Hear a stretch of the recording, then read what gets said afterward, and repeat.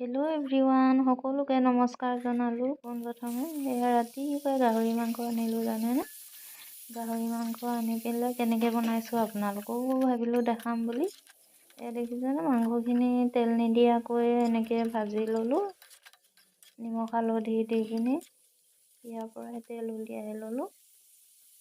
এয়া তেতেলিয়াই লোৱা আদা নহৰু আৰু পিঁয়াজ দিছোঁ আৰু লগতে আলু 2 পিচমানো দিছোঁ।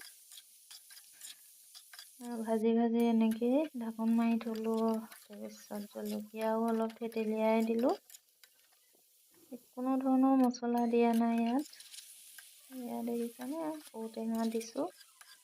ঔটেঙা দি ভাজিলোঁ। তাৰপিছত এয়া সিজিয়ে গৈছে, আকৌ লাই শাক 2 কিলোমান দি দিছোঁ। এনেকেই আজি বনালোঁ।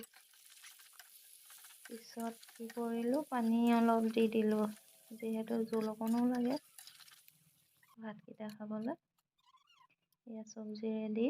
তো এয়া মই টিফিনত ভাত বাঢ়ি লৈছোঁ। আজি পথাৰলৈ যাম যিহেতু।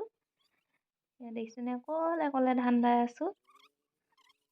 নিজৰ ধান অকলে অকলে দাই আছোঁ। ওচৰত বৌহঁত দাই আছিলে, তেওঁক ভিডিঅ' কৰিব দিলোঁ অকণমান।